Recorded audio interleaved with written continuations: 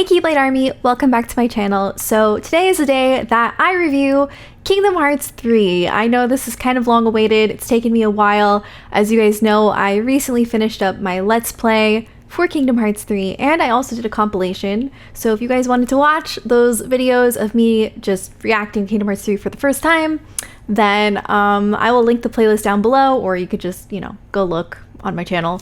But yeah, that was a lot of fun. Thank you guys so much for all of your feedback. There was so much love in the comment section. There was some negativity, but I need to learn how to kind of like zone that out, It's hard for me. It's hard, but I'm trying. So I've actually been wanting to do this review for a while, and it's taken me some time because I'm a little bit anxious about it. There's a lot of tension in the Kingdom Hearts community right now, and it just seems like it might cause some controversy. But I did write a little disclaimer that I'll read to you, and it says, I've been wanting to put up a review for Kingdom Hearts 3 for a while now, but I was nervous because of how much of a divide there seems to be in the community right now. Overall, my opinions towards Kingdom Hearts 3 are positive.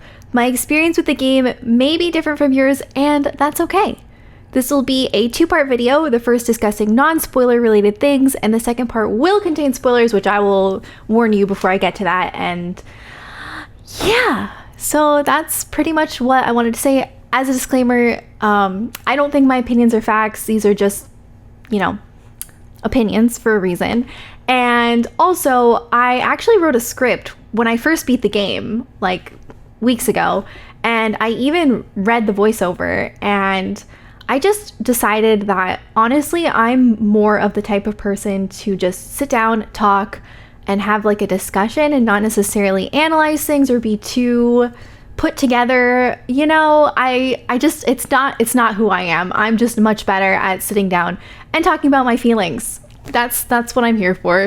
Okay, so let's start off with the positives, and I just want to say that I do have a lot more positives than negatives.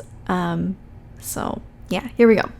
So the first thing I put is the game overall feels like a massive upgrade, and rightfully so considering the time gap. It's been, as everyone likes to say, 13 years since Kingdom Hearts 2, and I know most people have just been comparing Kingdom Hearts 3 to 1 and 2, which I understand, even though there have been a lot of games since, just saying, I get it, but I do think that Kingdom Hearts 3 has a lot of upgrades. And specifically the graphics, I think we all know that, considering we've jumped an entire console. We've went from PS2 to PS4. So, obviously the graphics are going to have some pretty big improvements. Honestly, the Unreal Engine is just incredible for Kingdom Hearts 3. I think that it's perfect. I'm really glad that they switched to it, and oh man, it looks great. I was like in shock while playing just at how beautiful everything looked. The Disney worlds are vast, beautiful, and there is so much to explore. You guys know that the toy box, for example, was only a third, like the demo that we did, it was only a third of the entire world, and that is true. It was huge, and that was one of the smaller worlds, but it was massive. Like the Caribbean, it had islands, like all over. It had a bunch of islands. It was huge. It was crazy. I was shocked. Like, these worlds had so much depth to them compared to the previous games, and it was just wild to me. Like, I don't know how people aren't more impressed. I feel like people aren't really that impressed with it, but like me, I kept asking myself, is this a Kingdom Hearts game? Am I playing Kingdom Hearts? Like, how is this even real? It was so cool to explore and walk around and find Easter eggs and just little details that they put in that otherwise they would never have done in the previous games or couldn't have done. It was just so mind-blowing to me, and I don't know, maybe I'm just easily impressed, but like, oh my goodness, those Disney worlds are crazy. My favorite worlds in particular were Toy Box, Corona, and the Caribbean. Toy Box because it's charming and I feel very comforted while I'm there. I could honestly stay in Toy Box forever with that cute music and just all the toys around me, and it's so colorful. I love Toy Box so much. And then Corona was just really beautiful. I like that it had two different areas, like the woodsy area and then the town. I thought that was really nice and very pretty. And then the Caribbean, I was just really impressed by how massive it was. I actually have never seen the movie that it was based on, but I didn't really mind because it was just so incredible to see, especially if you compare it to Kingdom Hearts 2. It's just a world's difference. They really worlds difference. They have really outdone themselves with the Caribbean. I also want to say that the pacing seemed to be more to the point. Some like it, some don't. I've seen a lot of people say they didn't like the pacing of Kingdom Hearts 3. I personally really liked the pacing. And I remember when I first beat the game, I told my fiance that it was the best pacing of any Kingdom Hearts game I've ever played. But then I've seen a lot of people say the opposite. And I was like, dang, that's crazy. And I'm trying to figure out why. For me, I like the pacing because I felt like it was a little bit better than the previous games. Just because after every single Disney World, you have this cutscene, this non-Disney cutscene that is sort of building up towards the end, which you have in the previous Kingdom Hearts games, but they were more sporadic. They weren't like after every single Disney World. Like, this was very consistent. And I think I just really liked that because my favorite parts of Kingdom Hearts are the cutscenes. So I can understand why some people wouldn't really like that. They'd probably prefer to be doing more like missions related to the story. I get it, but personally I really loved the way that they paced Kingdom Hearts 3. I think it was perfect for my taste, but I can understand why others might not like it because, you know, it's like that Kingdom Hearts formula of just kind of being, you know, chill Disney stuff and then getting to the good stuff at the end. That's just kind of how Kingdom Hearts has always been. I know a lot of people have been sort of complaining about it for Kingdom Hearts 3, but honestly, I can't think of a Kingdom Hearts game that is just like exciting, like super exciting, and then just like consistent throughout the whole entire game. That's not how Kingdom Hearts is. It's always been where Sora he has some sort of an objective in the worlds, and then at the end, everything just happens at once. It's just Kingdom Hearts, okay? I don't know what to tell you. I love it. I love Kingdom Hearts, and I love how they sort of kept that the same, but they just did it differently in the sense of it being a cutscene in between each Disney World instead of like having that midpoint, which everyone likes to talk about, this midpoint where, you know, you go back to one of the non-Disney worlds. But we'll talk about that later. I do have some criticisms towards that sort of thing, but we'll talk about that later. This is the positive stuff. I love the story so much. It catered to my needs of wanting a lot of feels, and for that I am very grateful. I know a lot of people didn't really like the story. I get it, you know, everyone's different, everyone has different tastes. Me personally, I loved every second of the story. I mean, it especially at the end, of course, but I've always felt that way about any Kingdom Hearts game, so I'm not going to consider that a complaint. But I genuinely loved the story. I loved what they did with the characters. I think Nomura did overall a good job. And, you know, he was just trying to tie loose ends, and I think he succeeded, personally. It made me really happy. I cried so much, as you guys know. Some people think it was fake, but I was genuinely sobbing. I had tears, like, on my neck. It was disgusting. But I love getting emotional, and Kingdom Hearts has always done that for me, and I'm glad that Kingdom Hearts 3 did not disappoint. I've never cried so hard to a Kingdom Hearts game. So loved that about Kingdom Hearts 3. Oh my gosh.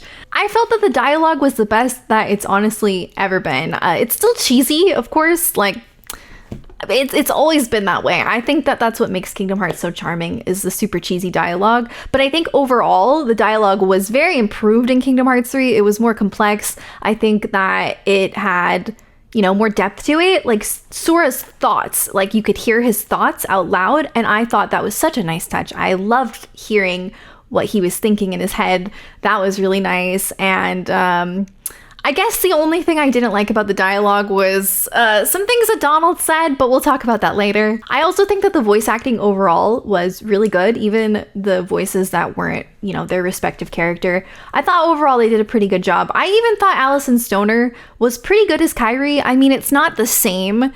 It definitely feels a little bit off to hear a different voice for a character that you really love. But I actually do think that Alison Stoner did a really good job with Kyrie. I even think that she sounded more mature, I guess, than the previous Kyrie, which would make sense because she has grown.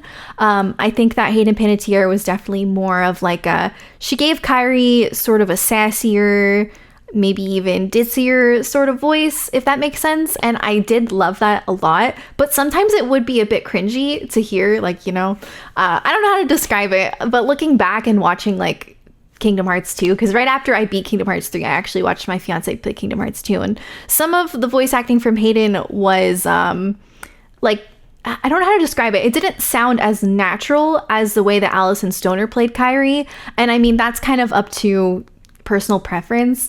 And for me, like, it's not necessarily good or bad. I think that, you know, it's different, and I do miss Hayden's voice, but I think that overall, Alison Stoner did a very good job, and I was okay with it. So the combat for Kingdom Hearts 3 actually feels really new and fresh to me. It felt obviously very similar to 0.2, which I really liked 0.2's combat. It almost was like a mix of that in Kingdom Hearts 2 to me. Obviously, I do have some complaints about it, but we'll get to that later. I overall really loved the combat. I thought it brought a lot of nice new tactics, like air step, for example. Obviously, that's not like 100% combat, but you can use it for combat where you can air step to an enemy and then attack, and it was just so much fun to use that. And I also really loved the Keyblade Transformations. I think that it was a really cool way to sort of have drive forms, but like for each Keyblade, which I think is really clever, and I think that that's the way that it should be for the rest of the series, because it just makes sense. I really like how your outfit changes when you are going into your Keyblade Transformations, kind of like you're in a drive form, because I always love drive forms. So I don't know, I just think that what they did with the Keyblade Transformations was really clever, and I overall enjoyed it. Other than the fact that there were some sort of like repeated attacks with different Keyblades. That'd be like the only thing I didn't really like about it. But other than that, the Keyblade Transformations were super cool and a lot of fun to use. I think that the links were super freaking cute. They were all so cute, or just like really powerful. I really like the Dream Eater one. It's so cute. The Spirit one with the Meow Wow. It's just precious. I love how like all the little Dream Eaters just kind of, you know, reign over you. It's the best. And then I use the Simba one, which is really powerful. And I also really like the Ariel one. That one's really cool. And even the Wreck-It Ralph one is fun. I didn't use the Stitch one yet, so I can't give you my opinion on it, but I'm sure it's awesome. I really need to use it. But yeah, they're all really cute, and they have their own like specific thing that they do, which is really nice. I think, honestly, for me personally, I never really used summons in Kingdom Hearts growing up. I didn't start using them until recently when I really need them for like challenge runs and stuff. But in Kingdom Hearts 3, I could definitely see myself using them a little bit more, because I think they're more fun to use. They're more interactive, and I really like that about them. Also, I think that the limits were nice in Kingdom Hearts 3 because, again, kind of like with summons in the previous Kingdom Hearts games, I never really used limits because I didn't understand them. The only time I would ever use them growing up is if it was like an automated one, like a reaction command that was already set in the abilities. I didn't realize that you could like set some of them to be a reaction command for you, and so I never used them. Like, I remember the Orin one was always equipped in Kingdom Hearts 2, so I would use that one, the Bushido one. But the one with Riku, I would never use that when I was a kid because it wasn't auto-equipped as an ability. So I would never use them. I know, I'm an absolute pleb. I wouldn't use limits until I learned about Duck Flare. Duck Flare. Oh my god. Duck Flare is insane. You actually have Flare Force in Kingdom Hearts 3, which is like Duck Flare. It's pretty awesome, but it's not as OP, which is kind of sad, but also it's probably better off that way because I used to cheese a lot using Duck Flare. So photo mode, oh my god. I know that it's like a simple feature, and I know that a lot of games have it now, but I'm so happy that Kingdom Hearts 3 has photo mode, because let me tell you, I've always loved photography, and just being able to take pictures with Sora is amazing. I love just how cute everyone poses with you when you take pictures with them, and it's so precious. I can't emphasize this enough. You can even take pictures during battle, which is kind of hilarious, and you can unlock more poses by doing battle gates, so that's also really cool because there's only like three poses by default. But yeah, if you couldn't tell, I really like photo mode. It's nice. You could even change the depth of field. Like, what? I'm shocked. I just overall like the addition of the Gummi phone, I guess you could say. Okay, so now I want to talk about the Fantastic 7. I've seen a lot of people hating on it, and can I just say, I also see a lot of people saying that there's no endgame content in Kingdom Hearts 3 or not enough, which like, yeah, there could be more. But Kingdom Hearts 2 did not have the Mushroom 13 in the base game. That was Final Mix. And the fact that we have the Fantastic 7 is awesome. And it's all separate mini games. Like, they're all different and they're really fun in my opinion, except for the Olympus one. That one's kind of annoying, but yeah, I don't know, I really like the Fantastic 7 and I thought it was fun. And I mean, not to hate on the Mushroom 13, because I do love the Mushroom 13, but you know, they're all kind of the same in the sense of it's some type of attacking in order to get it done. There's some sort of specific come here, Pinto. Come on, up. Come on. If you haven't met my dog yet, this is Pinto. He's a very good boy. I like the Mushroom 13, but I do feel like it was kind of annoying in the sense of, at least for me, I don't think there was any way that I was going to figure that out on my own. I was definitely going to need a guide because it was just some of the ways that you had to defeat them was just very specific. And I like that the Fantastic 7 is much more it's not necessarily easier, but it's easier to figure out. Like, when you kind of already know what to do before you do it. Whereas with the Mushroom 13, it's kind of like, how the heck am I supposed to defeat this thing? You know what I mean? But yeah, so I do actually prefer the Fantastic 7 over the Mushroom 13, just because I think that it is overall a better concept. The dancing minigame I'd like to talk about real quick in Corona is so cute and so fun and well done. I really enjoyed it. I mean, it's just very whimsical and happy, and it just makes your heart feel good. And Sora is like a professional dancer. I don't know if you guys knew that, but like Sora is actually a really good dancer. No, but seriously, it is funny watching Sora dance, and I just think it's a really cute minigame. I really liked it. What are you doing? Okay, so now let's talk about the soundtrack. I think that the Kingdom Hearts 3 soundtrack is probably the best of the series, which says a ton, because Kingdom Hearts has always had a good soundtrack because Yoko Shimomura is a goddess, but I just feel like she's really outdone herself in Kingdom Hearts 3. Like, it's kind of insane. Just when you think that she couldn't get any better, she just kind of ascends, and it's really odd. I don't know how she does it, but she's just a very gifted lady, and she did some incredible remasters, remixes of some, you know, older character songs that just sound amazing. Oh my god, and some of the new music is so beautiful. I just think she really outdid herself in Kingdom Hearts 3, and I cannot wait for the soundtrack to come out. And oh my god, the Don't Think Twice orchestra version. I'm okay. He thinks I'm like in distress. All right, now the Ultima weapon, guys. The Ultima weapon. I don't want to say too much about it because for me, what it does was a surprise, and it was really exciting once I forged it, synthesized it.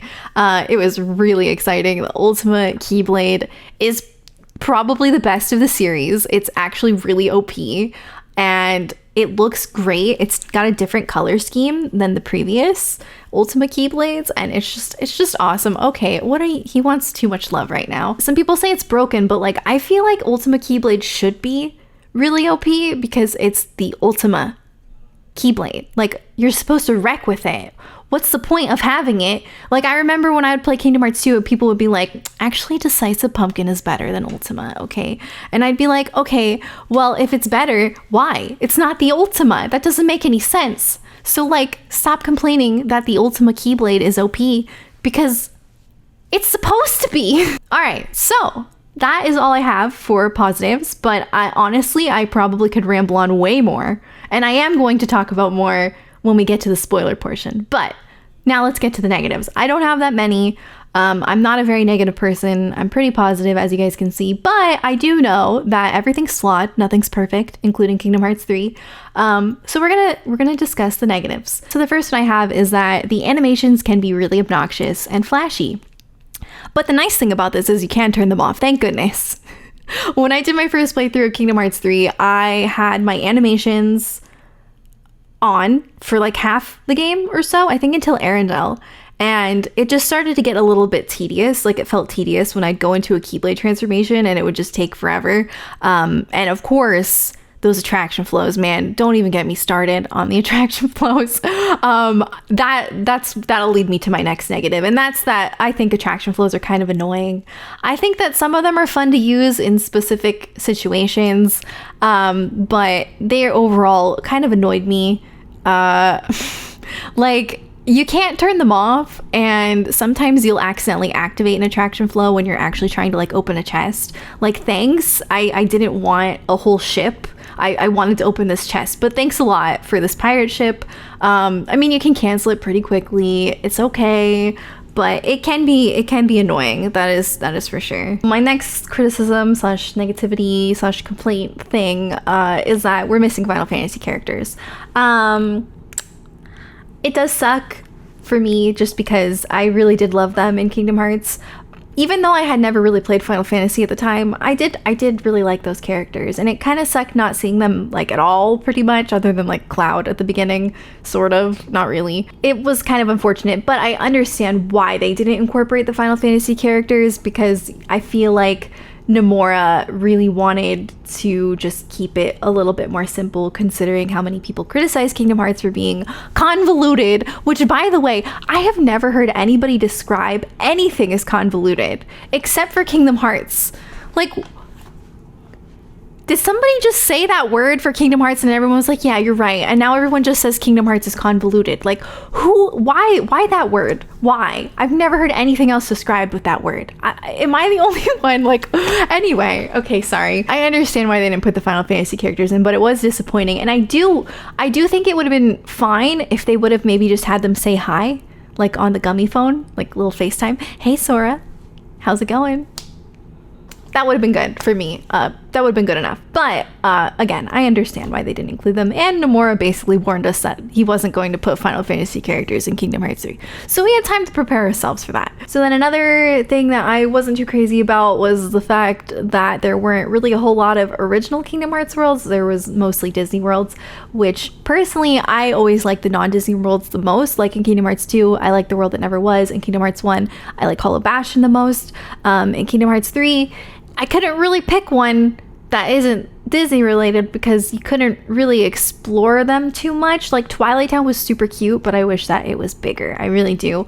Same with Skella at Kylam. It was you can't really explore it, even though it was absolutely beautiful, and what you could explore was incredible. I just feel like, you know, it would have been cool if it had more to it, or like something that you had to do before you know what I'm saying. My least favorite Disney world, by the way, was Arendelle. I just wanted to talk about that real quick because the backtracking was kind of annoying and the terrain was very repetitive. It was mostly just snowy, and then there was like that labyrinth, the ice labyrinth that you go in, and that was kind of so it was probably my least favorite, even though I still liked it, and I really liked one of the scenes, which you guys probably know what I'm talking about. I did like it, but it was my least favorite. And I understand, though, why it was like that. I feel like, Disney is really strict. And I think that Nomura did say that they were most strict with Frozen. So it's probably not got anything to do with the Kingdom Hearts team necessarily. It's probably just an agreement that, you can't overstep your boundaries. You can only do so much with this world. I wish we could have gone in Elsa's ice castle, but like... Okay, and finally for negatives, and this is probably the biggest negative, and I think we can all agree with this, is that Kingdom Hearts 3 is not very challenging. I think that it could be a lot harder. I think that they probably should have had critical mode already in the game. I don't really know why they've withheld it. They haven't said anything. I'm sure there's a reason, but it does kind of suck that there's no critical mode, because that's something that a lot of people enjoy. I know I personally really like critical mode. It's not a deal breaker for me. It's really not a big deal, because I actually like Kingdom Hearts more for the story than I do the gameplay, though I do love the gameplay. I'm excited to see what a critical mode will be like, because I really do believe that they will incorporate it in a future DLC. I don't see why they wouldn't. Maybe they just wanted to see what people thought about the combat before they implement a critical mode, just to see like how they should do it. I'm not really sure. I do hope that they fix that in the future. The nice thing about all these negatives, and I think a lot of people fail to realize this, is that we live in an age where we have DLC, and we can have most of these negatives fixed in a blink of an eye, which is awesome. And And, you know, we can look forward to future DLC. I know Nomura's already said he wants to do one large paid DLC and then a bunch of like smaller free ones. So I do think that Kingdom Hearts 3 has the potential to be even better than Kingdom Hearts 2 Final Mix. I think as a base game, I really do believe that Kingdom Hearts 3 is the best base game of any Kingdom Hearts game. Some people might not think it's better than Kingdom Hearts 2 Final Mix, and in some ways, it's not as good as Kingdom Hearts 2 Final Mix. Like, I do think that Kingdom Hearts 2 Final Mix has a lot of cool boss fights and stuff, like the data battles. I'd love to see something like that in Kingdom Hearts 3, but, you know, again, we live in an age where we can get that and more with DLC. So, like, let's just wait. Let's just, everyone calm down. Let's just wait and see what happens. And I'm sure that they will surprise us, and I'm sure we'll be happy with the DLC. I hope so. We'll see. I have high hopes because I'm a positive thinker, but I understand why some people are concerned. And then I want to say one more thing. This isn't good or bad. I don't know what you would consider this. This is completely dependent on your opinion, but the Winnie the Pooh world was very short. Like it was shockingly short.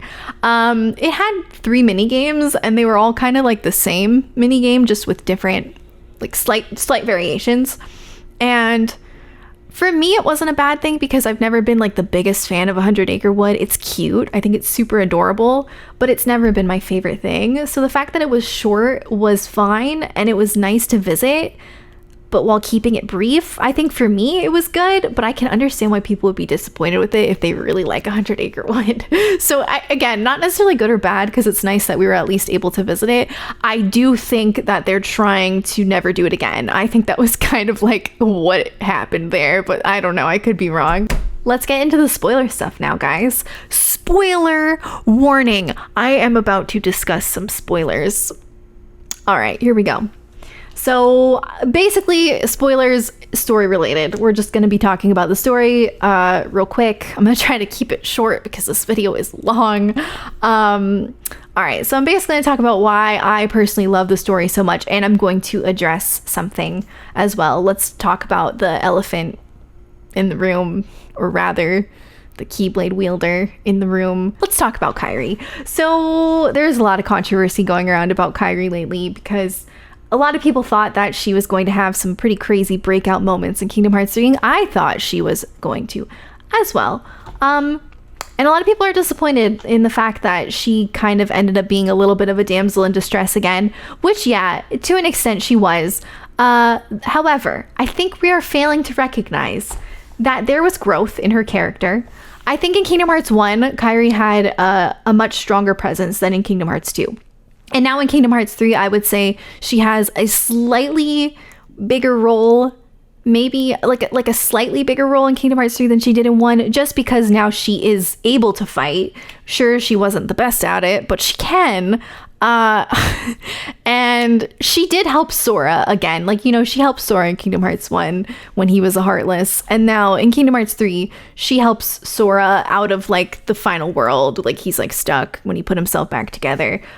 She was like the light that saved him. And I think that was really beautiful that she finally was able to help Sora, and it wasn't just like Sora protecting her. Now she's protecting Sora, and she's making it very vocal that she's trying to protect Sora. So I think that is growth. I think it's growth, and I appreciate it, but it would have been nice to maybe have her playable at some point, considering how big of a character she is, you know. Or, you know, just give her like a scene where she's like wrecking stuff. I think that would have been nice, though I understand why she didn't, because Lee didn't really have any scenes like that either, and neither of them are very experienced Keyblade wielders. Even though Lee has fought with weapons, he hasn't really fought with a Keyblade. So I understand why the two of them were kind of weak and had some issues in the story, like whenever Xemnas breaks Lee's Keyblade. Like, I get it. I understand. I mean, they're just... neither of them really had a very incredible part in Kingdom Hearts 3. They were kind of just there. You know, they were in that world where time didn't matter, where they were training with Merlin. And, like, let's be honest, if you were training with Merlin, would you be powerful? I don't really think you would. But, I don't know. I don't know. I understand the criticisms towards Kyrie, but I do think it's important to mention this before I get into this, because I know that I'm going to get comments about Kyrie and that she sucks or something. But like, she doesn't suck. She's just written in a way that Sora has to keep saving her, and it would be nice to just not have that happen anymore. But I get it. I think that, and I also, this is kind of like what I think Kingdom Hearts 3 was supposed to be. I think it's supposed to be a game that pays its respects to the previous games and sort of ties everything together. So I think it was almost like just to show that Sora and Kyrie are constantly getting separated and trying to finally be together for once, and maybe that's going to finally happen in a future game. I don't know. Nomura apparently really likes teasing us and keeping them apart, so we'll see what happens.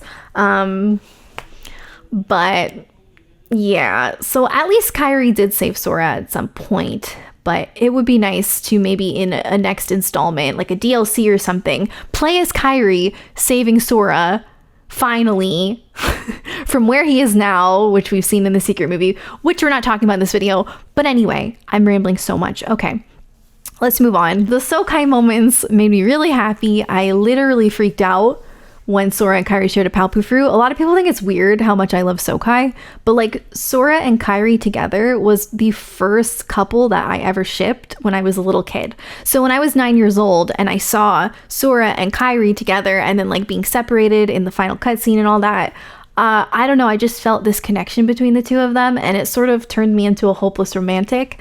And so I just really want them to be together, and I'm very passionate about their relationship.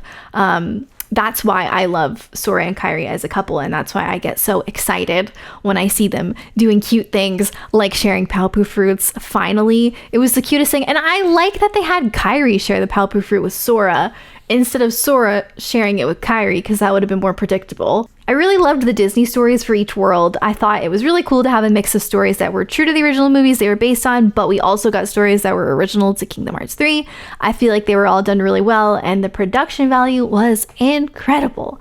I loved how whenever they were true to the actual story, the one in Corona for Tangled was insane. I mean, it was literally like you're watching the movie. I think they did a good job at summarizing it. I don't know. I feel like when you play Kingdom Hearts, you probably should watch the Disney movies. The only one I have never seen was the Pirates of the Caribbean one, because it is kind of cool to go into at least one of the worlds without having seen the movie. I know when I played Kingdom Hearts 2, I had never watched the Pirates of the Caribbean. So yeah, I've seen 1 and 2 now, but I haven't seen 3, which is what it was based on in Kingdom Hearts 3. But overall, I think they did a great job. As somebody who's never seen that Pirates of the Caribbean movie, I understood the story, and I thought it was really well done, and those graphics were insane. Sora's outfit, by the way, in the Caribbean, I forgot to mention, best Sora outfit ever. So I really liked that the dev team was self-aware and they know that the plot is confusing, and they sort of had Lee mention that. And I thought that was really cool, kind of breaking the fourth wall a little bit. So it's not like they're not aware that the story is a little, as you guys like to say, convoluted. I think that is with any Kingdom Hearts game, the ending was the best part, which isn't a bad thing. We all know how Kingdom Hearts is. It doesn't get really good until the end. It's always been that way. I've always said this, but yet for some reason, people are only criticizing Kingdom Hearts 3 for this, and I'm just like, guys, come on. Like, I've heard people say, oh, but there's no mid-game point, and like, I understand what they're saying, because again, I do wish that there were more non-Disney worlds to visit. But let's be honest here, all right? Let's just look at this logically. In Kingdom Hearts 1, when you revisit Traverse Town, you literally fight the same boss again, okay? I'm just saying, you ring a bell and you fight the same boss. So like, you could actually consider that filler. And I mean, I guess if you like that, that's fine. And I mean, I like it, but I could do without it at the same time. Does that make sense? So that's just, yeah. It's just my opinion. You're entitled to your own, but that's just kind of how I feel about that. I really loved the interactions between the characters that have never met, sort of like Sora and Ventus, and them like shaking hands. Oh my god, that was mind-blowing and overwhelming. I could not handle that at all. Or like Sora pulling Aqua out of the water. My God, I swear, this game just knew exactly how to get you just like your adrenaline rushing with all these characters coming together and all of these stories just finally resurfacing rather. And I don't know, I just loved it. I loved how they did it. I think that they did a good job at building it up and then getting it really exciting, and it was good. I loved it. And I also wanted to say for the trailers, I want to address this really quick. The trailers did show a lot. I will be the first to admit, I do think that the trailers showed a lot of what's in Kingdom Hearts 3. Like, there were a lot of times where I'd be like, oh yeah, I remember this from a trailer. Oh yeah, okay, I remember this, you know? But personally, it didn't ruin my experience because I love watching trailers. They get me more excited about the game. And I'm not really the type of person to sort of overanalyze what's happening in a trailer, and I usually kind of miss a lot of stuff. So for me, it was fine, but I can understand why people would be a little disappointed. I do think it would be cool to go into a Kingdom Hearts game blind, like I did when I was a kid. But I won't stop watching the trailers for future Kingdom Hearts news just because I love trailers. But I recommend, if you thought they showed too much, to not watch trailers, okay? Don't watch them. Refrain. I don't want you to be disappointed, okay? There's probably so much more that I could say, and we could always save that for more videos because there's just so much. I could talk about so much.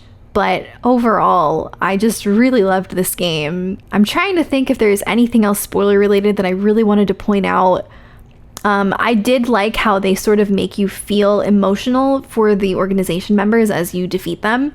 I think that was a really nice touch. I love when games do that. Like, I really like when a game makes me feel bad for the enemy. It's nice to see their perspective and how they were just kind of being manipulated by Xehanort, essentially. And at the end, oh my God, okay? Oh my goodness. Seeing Xehanort and then Ericus and them like being friends again. Like, I know a lot of people don't like that Xehanort kind of had a bit of like a redemption arc, I guess you could say, just because he didn't necessarily have bad intentions, but like, I feel like we've known that since Birth by Sleep. So I don't think it was that big of a deal. But anyway, seeing Ericus he came out of Terra. Anyway, seeing that was so beautiful, and just having like the flashbacks to their childhood was so wholesome. And I love a wholesome moment. So that was really nice for me. I really liked that. And just, I guess we'll talk about the ending as well real quick.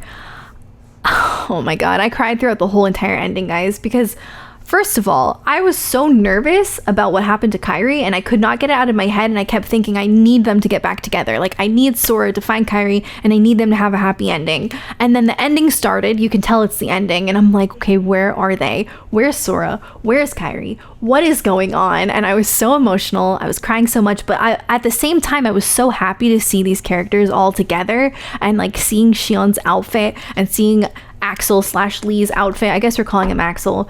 Seeing his outfit was incredible too, and just seeing all these characters that have never met before interacting. We have like these strong connections to each one, but now they're together again, or characters being reunited, like Roxas and Xion and Axel.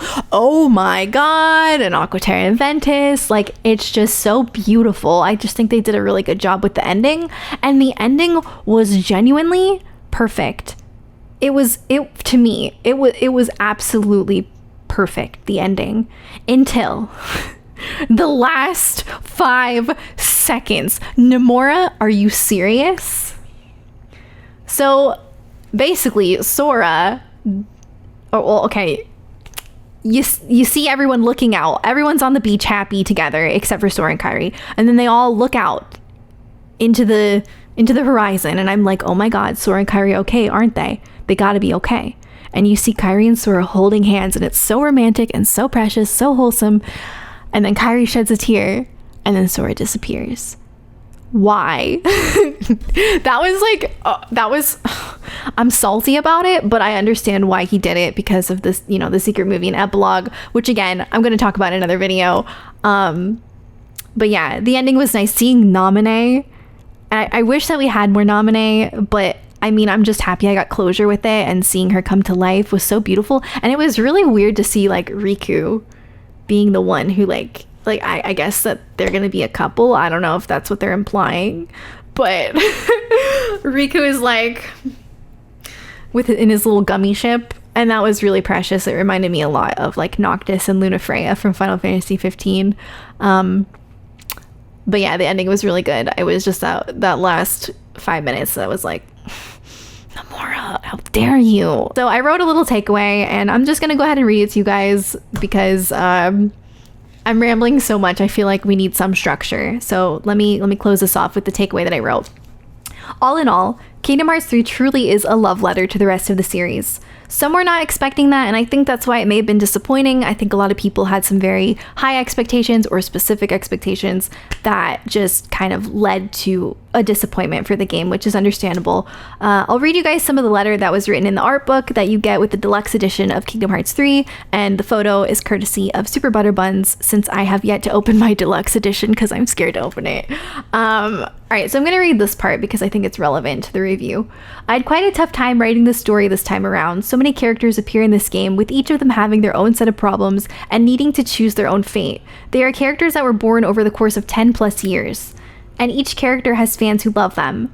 I ask for everyone to see their stories to the end and see what each of them grasped from their stories. I rewrote the ending multiple times and took a lot of time deciding how I want it to play out on the screen. After much thought, I ended up keeping it simple. I believe that Kingdom Hearts 3 is truly completed when the two thoughts, whatever you feel from playing the game, and my thoughts that I've secretly placed in the game, match up together. I hope that everyone plays the game will complete it for us. So I think that this is really important that people read this, because, you know, Kingdom Hearts 3 really does have a team behind it. A team of people who are passionate about the game. I know Nomura is passionate about his story. He loves Kingdom Hearts, and he loves us. And so do the rest of the devs. I did have the pleasure to go to the Kingdom Hearts 3 premiere, and I'm very thankful for it. I'm so thankful for it. I can't express how thankful I am to have done that. And I think that it really has helped with my outlook on Kingdom Hearts 3 because I've seen how much love they put into this series and how much they care about the community. I think it's really important that you guys know that before you sort of react the way that you react. I think it's okay to dislike things about the game. It's even okay to dislike the game as a whole. That's totally fine and justified, and you're allowed to feel that way. But I just think that it's important to be respectful towards the dev team, regardless of how you feel, because they really were trying to please everybody, trying to keep the story simple so that it wasn't convoluted, but also trying to put everything that we love into the game. And for me, it worked. For others, it might not have, but it really made me so happy. It really made my dreams come true for a lot of the stories, and I overall I'm very appreciative. I genuinely, if I were to describe Kingdom Hearts 3 in one word, it would probably be thoughtful. I feel like there was just so much love that was poured into this game.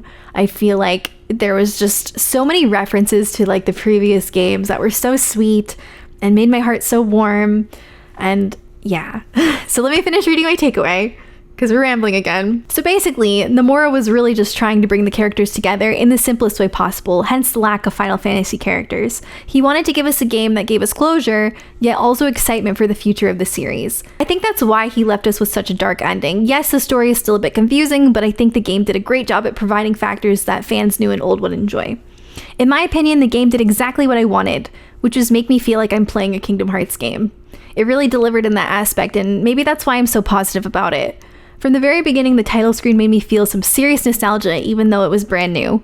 The references to the previous games filled my heart with joy. I enjoyed meeting new Disney characters and hanging out with them while building up to the endgame story in between. The game was almost perfect for me, and while I know it wasn't that for everyone, I think it's okay for us to feel differently about it. Doesn't make any of us right or wrong. If you're wondering why I did not discuss the secret ending or epilogue, it is because I plan on doing that in a separate video. It will feature my fiance Goppels, who watched them both with me. I hope you're excited for that. Yeah, so I'm going to be reacting to that, or I've already reacted to it. I've already seen it. I did not film my reaction because I didn't know if we were allowed to show those on YouTube, but it turns out we are. So I will just be doing a video discussing them. We're probably going to watch them again and then just do a chill chat video where we talk about it, because I know a lot of people have been wanting to see videos about that. So it's just gonna be one video for the epilogue and secret ending. But yeah, I think that's it for my review. I honestly probably could say so much more, and maybe I will in future videos, but I hope I got my point across. These are, again, just my opinions, just the way that I feel about Kingdom Hearts 3, and it's okay if we disagree.